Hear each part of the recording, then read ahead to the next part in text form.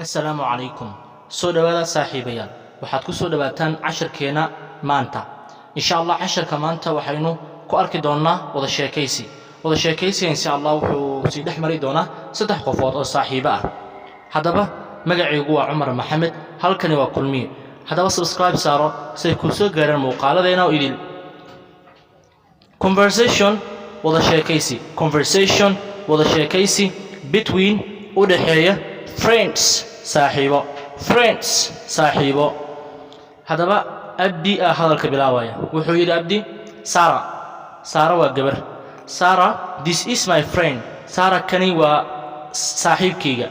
this is my friend كني وصاحب كيجا his name is Ali مجيء سنوا علي سارة وحيتري nice to meet you علي بالبري nice to meet you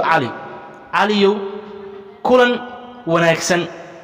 علي وحيري nice to meet you too sidoo kale kulan la mid ah Sarah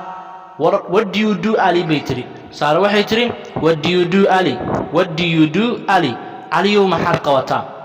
Ali wuxuu yiri I am a teacher waxaan ahay macallin Sarah waxay tiri what do you teach maxaad dhigtaa Ali wuxuu yiri I teach waxaan dhigaa English baan ka dhigaa at schoolka I teach English at school English baan ka dhigaa schoolka hadaba teach waa markaad dad wax barayso markaad adiga wax baranayso waa I learn English baan bartaa oo kale hadaba Sara waxay tiri wow Allah that is good taasi way fiican tahay you look waxaad u egtahay very young mid aad u yar how old are you messenger baad tahay Ali soo booday wuxuu yiri I am 30 years old waxaan jiraa anigu 30 sano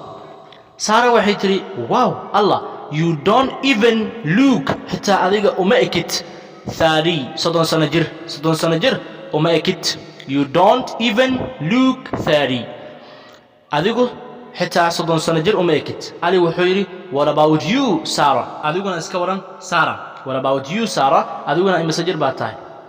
أبدي وحيري hey علي سوى قيلناي do not ask girls age هويدين قبلها دأذو ذا هويدين do not ask girls age قبل دأذو هويدين علي وحيري no